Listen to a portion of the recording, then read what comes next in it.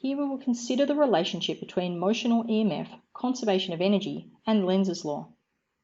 We'll determine the direction of the induced current flowing through a conducting loop moving through a uniform magnetic field, firstly using a motional EMF approach, then using a conservation of energy argument, and then using Lenz's law, showing that Lenz's law gives equivalent results to both conservation of energy and motional EMF. Firstly, consider a loop moving through a uniform magnetic field. As the charges in the conductor are in motion, they experience a force in the direction given by the right-hand rule. Here, with your fingers pointing into the page and your thumb pointing downwards in the direction the loop is moving, your palm points to the right, the direction of the force on positive charges. This causes a separation of charge, with the left side of the loop becoming negative and the right positive. No current flows around the loop as positive charge is pushed to the right at the top and at the bottom. As the loop begins to move out of the field, there is now no force acting on the charges at the bottom of the loop, as it is no longer in the field. There is still a force, a motional EMF, pushing positive charges to the right at the top of the loop, and this generates a clockwise current around the loop. We will now consider the same situation, but from the perspective of conservation of energy. When no current flows through the loop, there is no dissipation of electrical energy. As the loop begins to emerge from the field and a current begins to flow, electrical energy is converted to heat in the loop. Total energy is conserved, so the agent pulling the loop must do mechanical work to supply this energy. To see how this is the case, consider that as a current begins to flow, charges move to the right at the top of the loop. Using the right-hand rule, with your fingers into the page and your thumb now pointing to the right, it can be seen that there must be a force on this current upwards, in the opposite direction to the velocity of the loop. In order that the loop continue to move downwards at a constant velocity, the agent pulling the loop must exert an equal force in the direction the loop is moving, so doing positive mechanical work which supplies the energy required to drive the current. If the current were to flow in the opposite direction, the force on the loop due to the motor effect would be downwards, pushing the loop out of the field and doing mechanical work in the process, in violation of conservation of energy. Finally, we use Lenz's law to analyse the same situation and show that we obtain the same result. Lenz's law states that the magnetic field of the induced current opposes the change in magnetic flux. As the loop moves through the uniform magnetic field, there is no change in flux, so no current. We can use a four-step process to determine the direction that the induced current flows when the loop emerges and there is a change in magnetic flux. Firstly, which direction is the external magnetic field through the loop? Here we see it's into the page. Secondly, is the flux due to this field increasing or decreasing?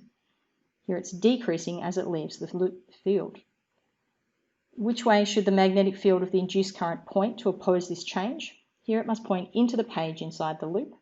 And finally, we use the right-hand grip rule to determine the direction of the induced current.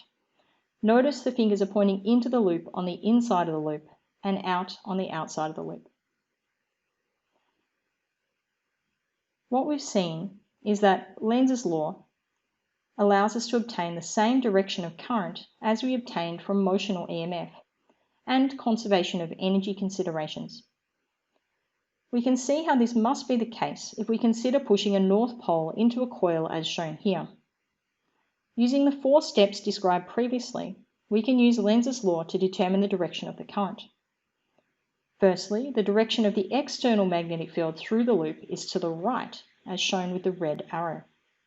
Secondly, the magnitude of the flux through the loop is increasing as the north pole enters the loop. Thirdly, we note that to oppose this change in flux, the magnetic field of the induced current, which is shown in yellow, must point to the left through the loop. Finally, we can use the right-hand grip rule to determine which direction the induced current must flow to generate a field that points to the left through the centre of the coil. And this is shown with the green arrow. The induced magnetic field creates a north pole on the left side of the coil. This exerts a repulsive force on the approaching north pole of the bar magnet and means that the hand pushing the magnet must exert a force to the right and must do mechanical work, as required by conservation of energy. We will finish with a worked example. So here we consider a coil moving with constant velocity through a uniform magnetic field pointing out of the page. We'll consider at points X, Y, and Z whether there's an induced current, and if so, which direction it flows. So firstly, at point X, we note that the field is out of the page, and the flux is increasing as the loop moves into the field. To oppose this increase, the magnetic field through the center of the loop must point into the page.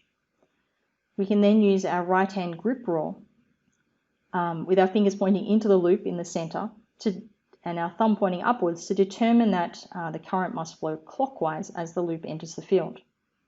If we consider the situation at point Y, then there's no change in flux as the loop moves through the field, and so no induced current. At point Z, we notice that the field is out of the page, and the flux through the loop is decreasing as the loop leaves the field. In order to oppose this decrease, the magnetic field due to the induced current must point outwards through the center of the loop. Again, using our right-hand grip rule with our fingers pointing out through the center, our thumb points upwards and we can determine that an anti-clockwise current flows. The important thing to note in this example is that the direction of current when the loop enters and leaves the field is opposite. We can see this experimentally. So as the loop leaves the field, we get a deflection in one direction, and when it enters, we get a deflection in the opposite direction.